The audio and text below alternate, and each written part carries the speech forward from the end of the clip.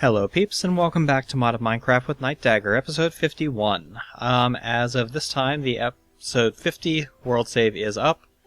It's in the description of episode 50, go grab it if you want. And check out what I've done. So, for this episode, I want to do a few things. First, I think I need to go through and redo the circuit that I have for my AESUs, because I'm starting to get very close to being full on power again. So, if we look on the back of here, I have two circuits. One says AESU1. This one we're going to rename to AESU2. We're going to jump down into here where all this crap is, and we're just going to break it.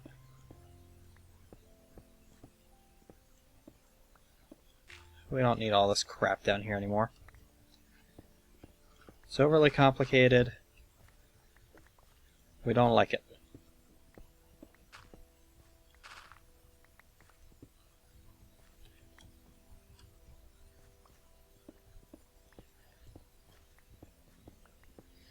Instead, what we're going to have is we're going to have a single circuit. And that single circuit is going to be controlled by just a single AND gate. We can also remove this circuit here. We can remove that too. I'll get to that in a bit. Maybe even just do that off camera. I don't think there's any need for this to do that on camera. So, oops. That's what I meant to do. Let's go ahead and replace that. Let's take two wireless receivers. Put one there. Put one there. Actually, no. We'll put the other one right here. The first receiver we are going to set on frequency AESU1. The second one we're going to set on frequency AESU2. We are going to run these into an AND gate.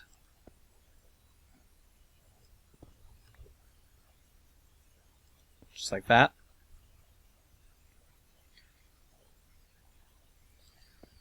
And we're going to need to get our screwdriver to change the signal here. Now notice that this one is not transmitting a signal and this one is. That's not exactly what we want.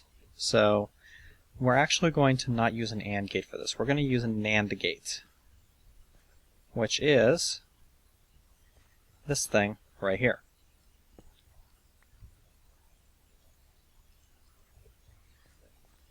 Because we only really want this to output a redstone signal if none of these things are working. So you can see right now it's outputting a redstone signal, which still is not the desired effect. Actually, no, that is the desired effect, but dang it.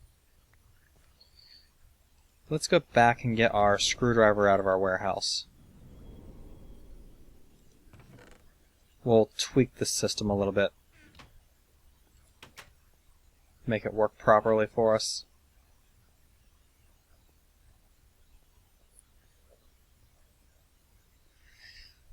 Okay. Here, what we're going to want is break this for the time being. We don't want this middle input on.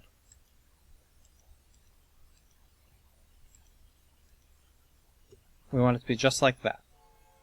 So, now we'll connect this and that. You can see it is outputting a redstone signal because it's inverting this. If we were to be getting a redstone signal here, which we can easily simulate by just switching this to frequency AESU2, this signal will turn off. Alright? So, if both of those signals are on, this one is off. If either of these signals is off, this one is on. That's actually what we want. Let's go ahead and switch this back to 1. And on here, we're going to put a wireless transmitter. And we're going to key this to frequency low power. But we're going to rename it high power.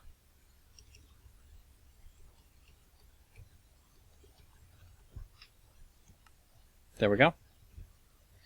So frequency 40 is now set to high power. It will transmit a redstone signal unless... Actually, that's not what I want. I do want this to be... You know what? We'll just leave it. Doesn't really matter. We're going to fly up on the roof. And up here, we're going to, first of all, let's see, how do I want to do this?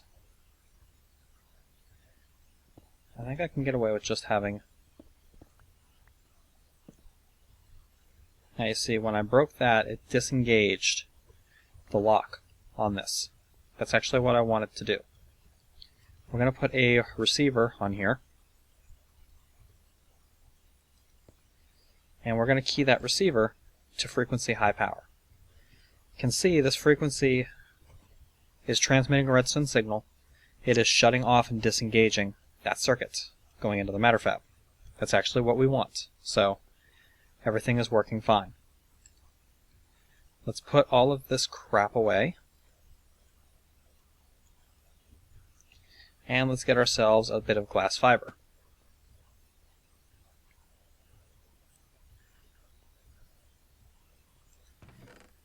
Using glass fiber, we are going to connect to our input line. Right here.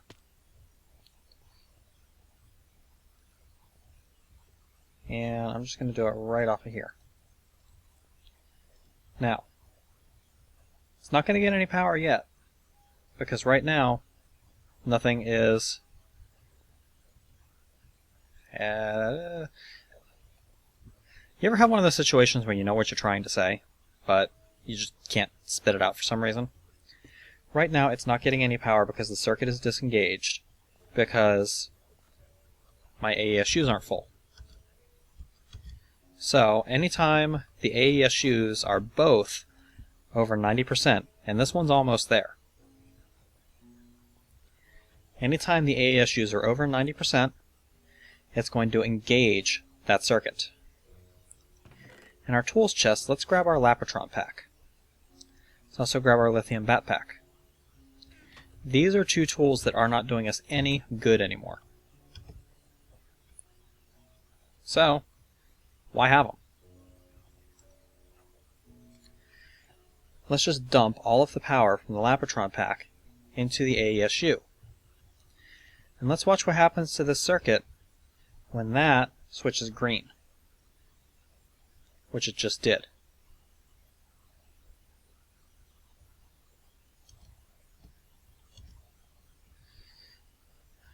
Nothing happened when it switched green. That's not good.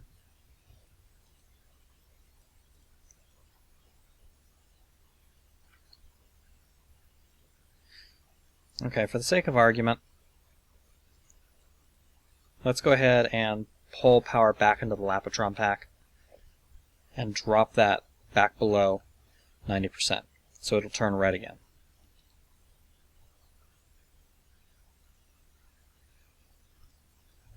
This is why we test. I messed something up. Alright, so when that turns red on frequency AESU1,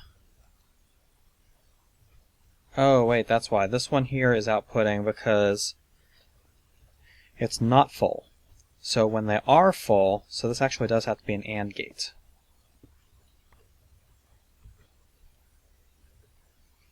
I guess I could just invert the signal, as opposed to actually getting an AND gate, but whatever. Let's go ahead, go to the warehouse, go to our red power chest here.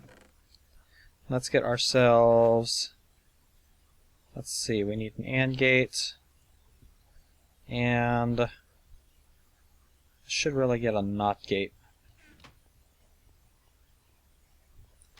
It's not a problem though. Let's fly up here and temporarily break this cable, because right now it's pulling power for the matter fab.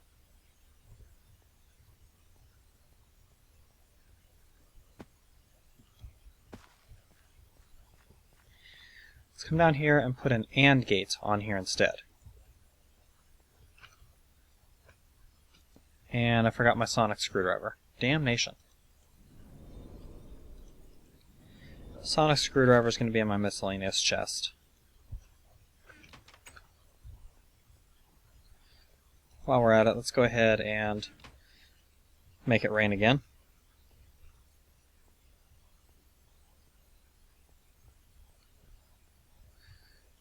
We'll drop down in here again with the sonic screwdriver.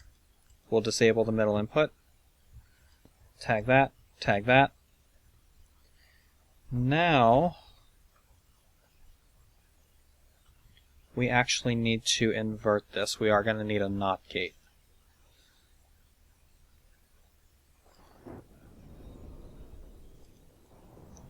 So in here, let's close the door so nothing sneaks up on us while we're playing. A NOT gate is 3 anodes, 1 wire, 1 cathode. So we'll page over to here. We'll find those. We need 3 anodes, 1 wire, 1 cathode, 4 wafers. Where's our cathode? Come on, give me the cathode. Give me the cathode. Thank you. Anodes, wire, wafers, cathode, NOT gate.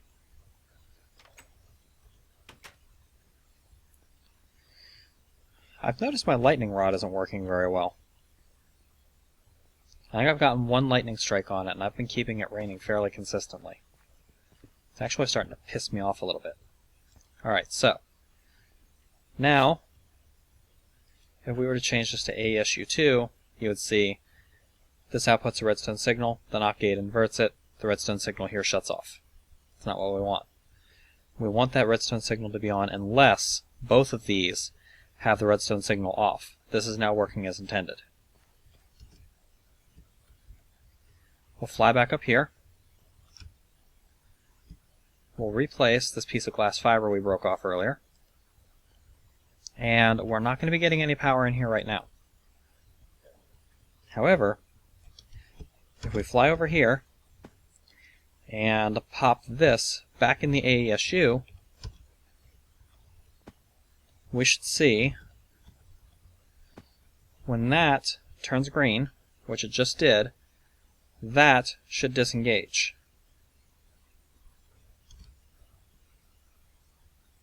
Which it didn't. Why? Why you not work? They're both green. They're both off. That's why. It does need to be a NAND gate. I am an idiot. Break you. Break you. Break you. Wire. Wire. NAND gate.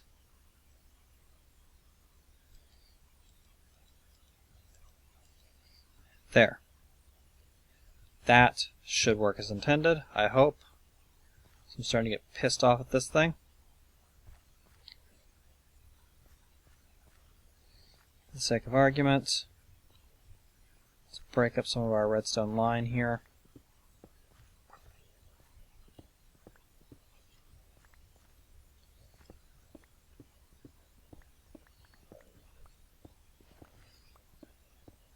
Let's test what happens if we connect a redstone signal to this. This is simulating, oh no, my AESUs have dropped below 90%. What happens? We get redstone there. and not the proper thing happens. What the hell? Alright, so let's see, what do I want? I think I might need to invert the signal coming off of these. So I might need a second NOT gate. I think that's what I'm going to have to do.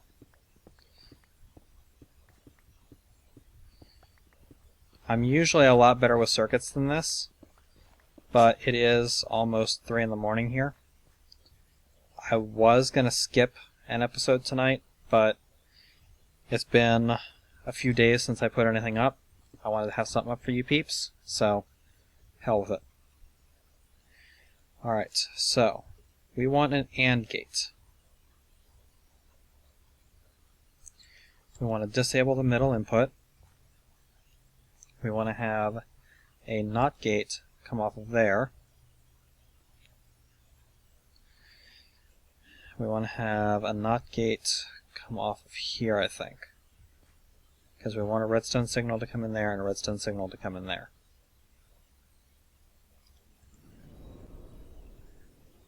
Let's get another NOT gate.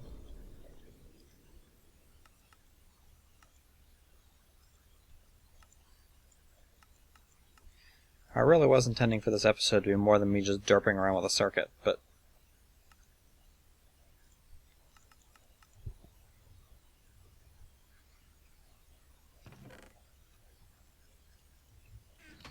we'll get it working. Hopefully soon. Then we can move on to other things. There's our other NOT gate. For the sake of argument again, let's pull the power out of this.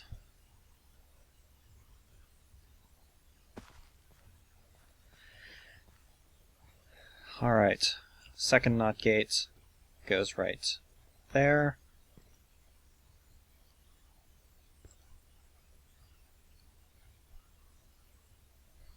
Alright, we're still not getting the desired result. I think this has to be an OR gate, not an AND. Let's see, if either one of these redstone signals is on, yeah, it can't be a NAND gate or an AND gate, it has to be an OR gate. I'm an idiot. Alright, let's make an OR gate. Alright, an OR gate, which I don't think I've used in this series before.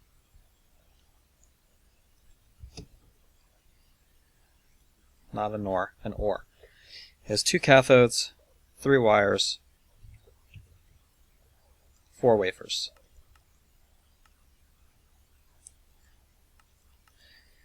Two cathodes, 3 wires, 4 wafers,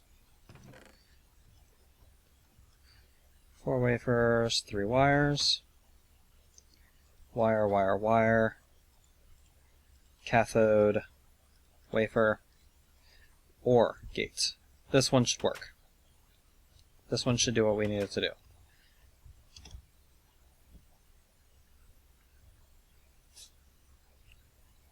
I think there's an Enderman in my basement there.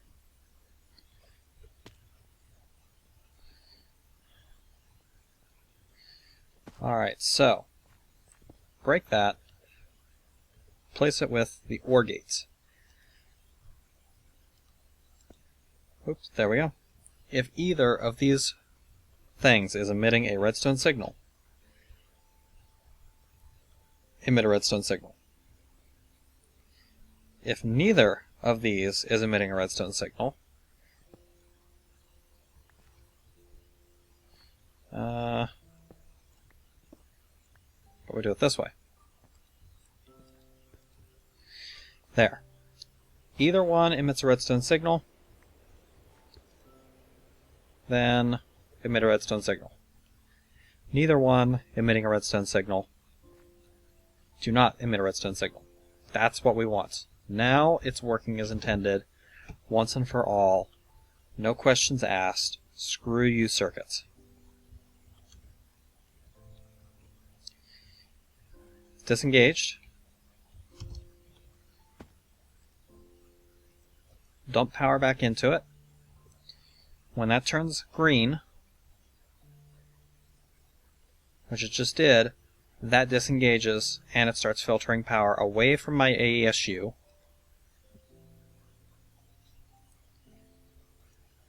So right now I am still getting some power coming into the AESU. However, some of the power is now routing into the matter fabricator. How much is going each direction? 337 going this way. How much we got coming in? 696 coming in, so about half. When the AESUs are both completely full, then it's going to dump everything it can into the matter fabricator. So we're now creating UU matter. Good. That's what we want. We just got to patch this thing into the logistics system somehow, and we'll be good to go. Not going to worry about that right now. It's going to take ages to produce 64 UU matter, so we'll deal with that later. I don't want to be messing around with this all episode. Let's move on. We'll put this stuff away. Red power circuits, Libotron pack and lithium bat pack. Hello. Put those back in there.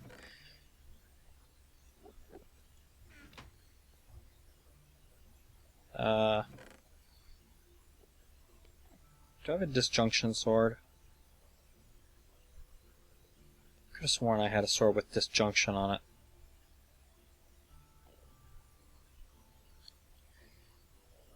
Whatever. You! Get out of my room.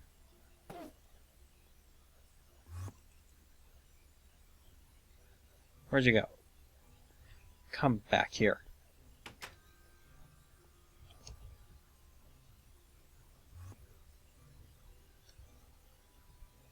Come back here, you bastard.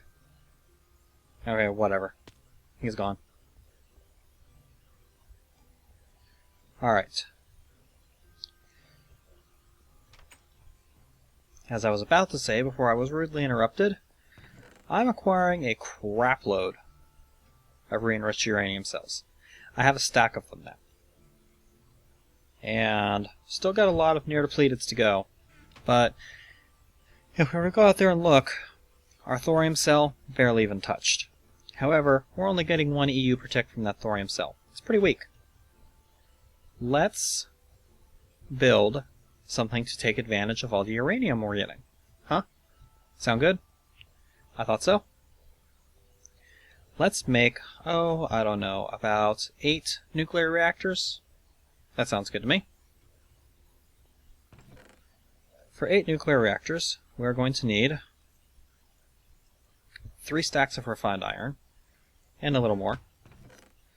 We're going to need probably about a stack of iron. We're going to want a stack of tin on us. We're going to want some redstone. We're going to need a crap load of copper plates, so we may as well grab a couple stacks of copper. Go dump these into a compressor. Because we need to make lots and lots of reactor chambers. There is a certain design that I have in mind that I'm planning on using for my reactors. It is an efficiency 3 design. It's a Mark I reactor, but it's probably one of the most efficient designs in another way, and I will explain that a little bit more when I actually start putting the things together.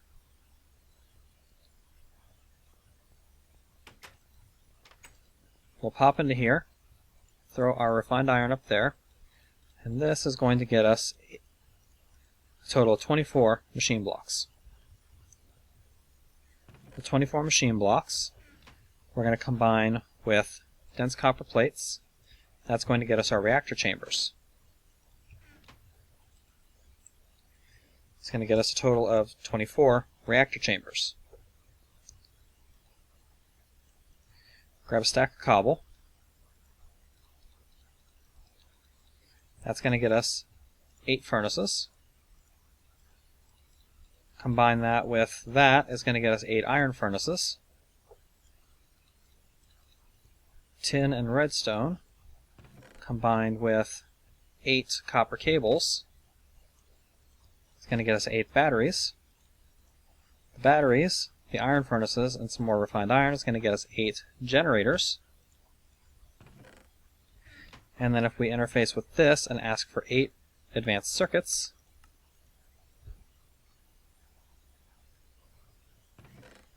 shouldn't take long for those to show up. 3, 8. There we go. 8 advanced circuits. And 3 reactor chambers is going to get us 8 nuclear reactors. Now here's the part where people are going to be going, what? I'm not making any more reactor chambers.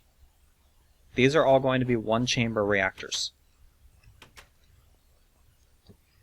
What I meant when I said that this is probably one of the most efficient reactor designs, it's not only efficient for uranium usage, being a 3 efficiency reactor, it's also efficient for space. Let's see here. That's centralized. So let's just do 1, 2, 3, 4, 5, 6, 7, 8. We'll just do it like that. We'll break that torch and move it. Put it back there. Off the back of these reactors, we're going to have some glass fiber. We're going to dig down underneath the floor.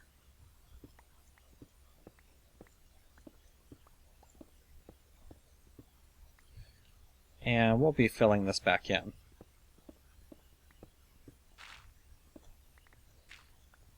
Some of it anyway. Now, we've hit our logistics system. If we go this way, we should hit right here. Now this is where I'm going to change things up a little bit. I'm going to dig underneath here.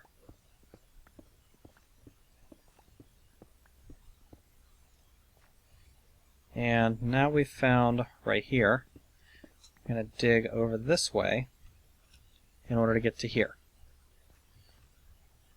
Let's go back to the warehouse, get into our Industrial Craft 2 chest, and I'm going to grab an HV transformer. Now right now there's a bunch of people probably saying, hey, wait a minute, you learned your lesson on this. You don't want to use an HV transformer on that line because you're going to be throttling yourself. Well, yes, I will. But right now, the design that I'm using is going to put out 100 EU per tick per reactor. So this reactor bank here is only going to put out 800 EU per tick. I know only 800 EU per tick, but I do not need a super efficient... actually, yeah, I do need a super efficient way to transmit this because it's going to be transmitting 8 packets. And I don't want those packets to be losing 1 or 2 EU each, which is why I'm doing it the way I'm doing it. We're going to put our HV transformer right here.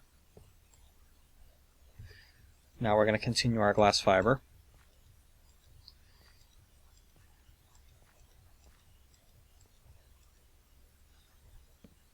We'll light this up too. Not enough. Damn. That's okay. We'll fill it in later. Let's start working on the reactor components. Now, each one of these reactors is going to use 6 uranium. However, it's also going to use a couple of extra components. Now, let me open up this because I actually have a picture that I took of the reactor design that I want. Each one of these is going to use 2 component heat exchangers. These things right here. Each one is a heat exchanger and a gold ingot, so we need 16 of these component heat exchangers. Well, if you look in my industrial craft chest, I have 3. Not enough. I need to make 13 more of these things. These things are a dense copper plate, an electronic circuit, and tin. So I need 13 electronic circuits. We're going to need a bunch more of these copper plates. I'm actually going to take another 16 stacks of these things, of this copper over, and compress it down, because we're going to need a lot of copper plates before all said and done. And with this compressor running max overclockers, it doesn't take very long at all to do this.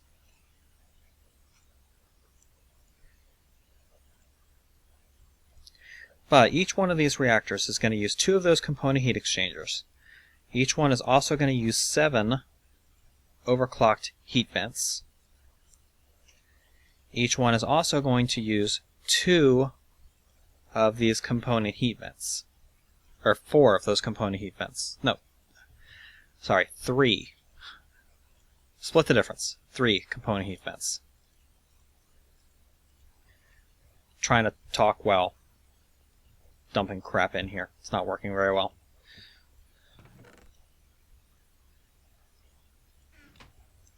Lightning, why you no strike?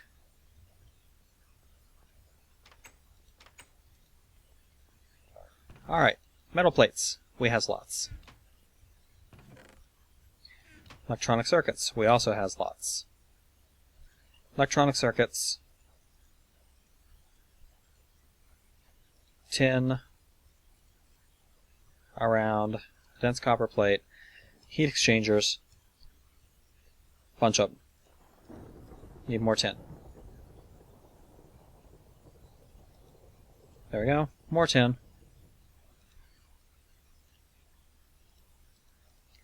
Just like that. More heat exchangers. We'll dump those back in here. Put that up there. Grab a couple of stacks of our gold here.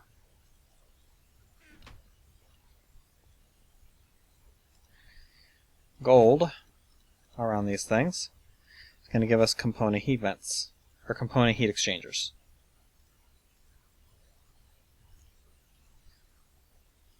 There we go. That should be all of them. Let's go put these into the reactor.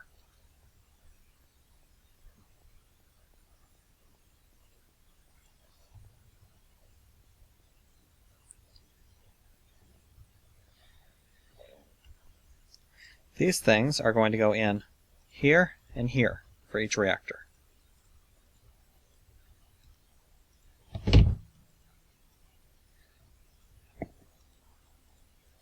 It's kind of a pain doing this off an image that I took with my digital camera. My printer's out of ink, so I couldn't just print out the blueprint. I have to do this the Neanderthal way. Alright. We need 3 times 8, or 24, component heat vents.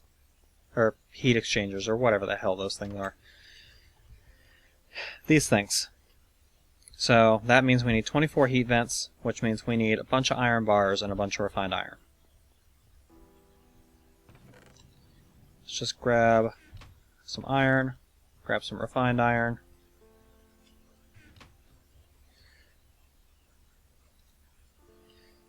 And there's some iron bars. That's enough for 8. That should be enough.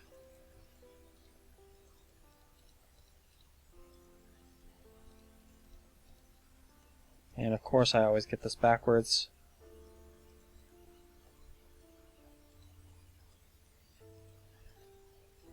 Okay, what am I doing?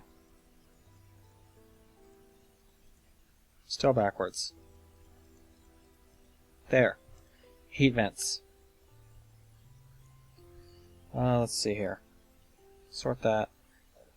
1, 2, 3, 4, 5, 6, 7, 8, 9, 10, 11, 12, 13, 14, 15, 16. 17, 18, 19, 20, 21, 22, 23, 24. Heat vent in the middle with tin and iron bars. It's going to get us... I just looked at the recipe. How did I do that? It's going to get us these component heat vents. These things, unfortunately, do not stack, which makes them a bloody nightmare to produce in large quantities. Let's go ahead and grab our copper plates out of here.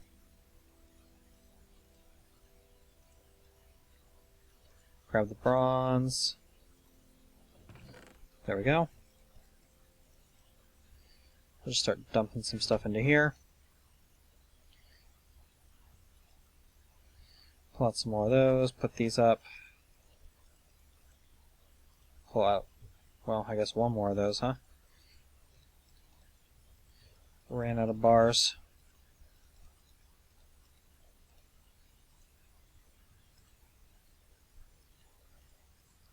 Alright, and more component heat vents. Need more tin.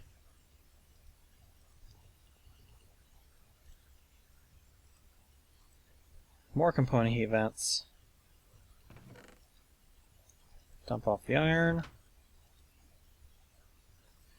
More component heat vents. Dump off some torches. We'll get these and we'll go start putting these in place.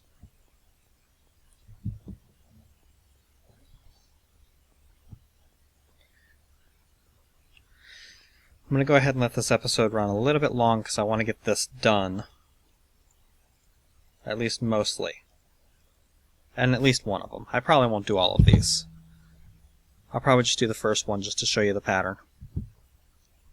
And let's see here. That's in the right place. That's in the right place. That's in the right place. Good. So, I'm not going to do the rest of them on camera. I'm going to go work on the next part, which is an overclocked heat vent. The rest of these things we're just going to dump into here.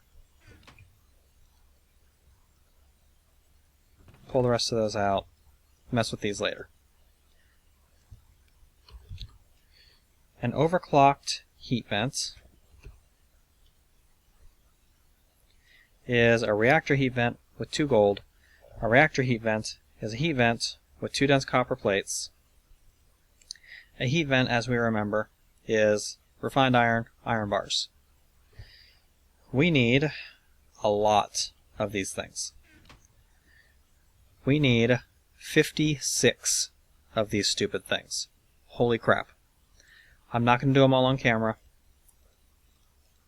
I'm only going to do 7.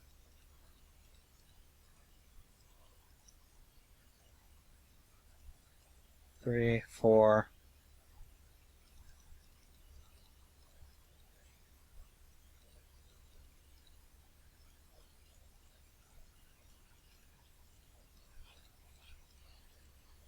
Five, 6, 7. Combine those with dense copper plates. You get reactor heat vents. Combine a reactor heat vent with that, you get an overclocked heat vent. Let's come over here and grab 6 uranium cells.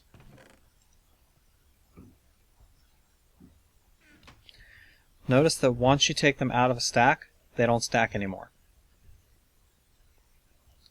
They'll stack up to 16 right up until the first time you unstack them.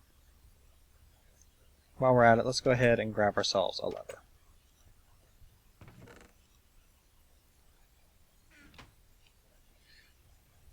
Out of this table.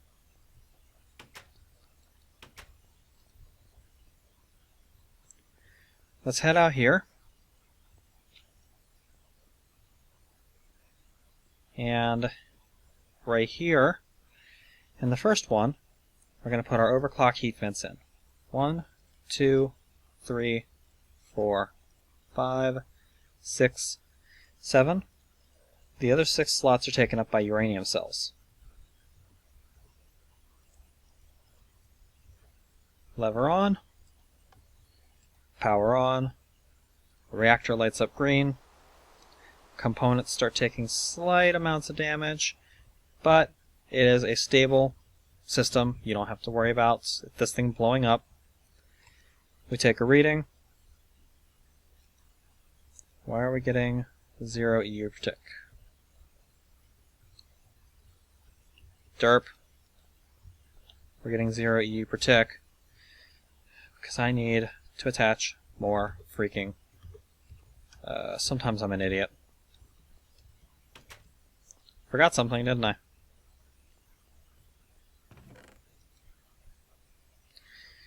I forgot to attach the cable.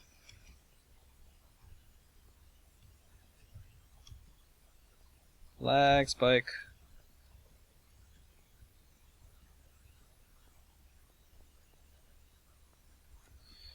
Jump up here.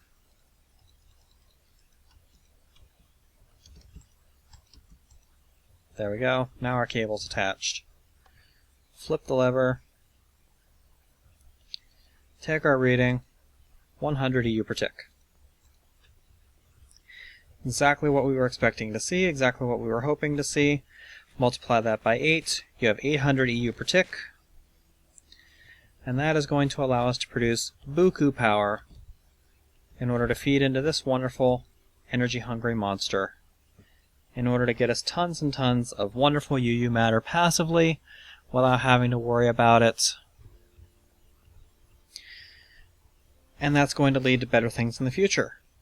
So, I think I've done enough for one episode. I'm running a little bit long here. Let's go ahead and wrap it up. This has been Nightdagger with Let's Play a Mod of Minecraft, episode 51. Between episodes, I'm going to go ahead and finish the other reactors and start getting some stuff in place for the next episode, wherein we are going to almost crash Minecraft trying to use a quicksort for project table, which doesn't work. But we're going to work on some more power generation techniques and then maybe start another build that I've been meaning to start forever in a brand new foreign location that ought to be very, very fun, as opposed to just being practical. Right now, the series is all about being practical, about power generation, about creating more power, about managing our resources. This new device that I'm planning on building is still going to do that for us, but it's going to do it with a little bit of pizzazz. It's going to do it with a little bit of flair and make it a little bit more fun to do some of this stuff. So, have I piqued your interest? Keep up with the series. You'll get to see it get started soon enough. I'll catch you guys later.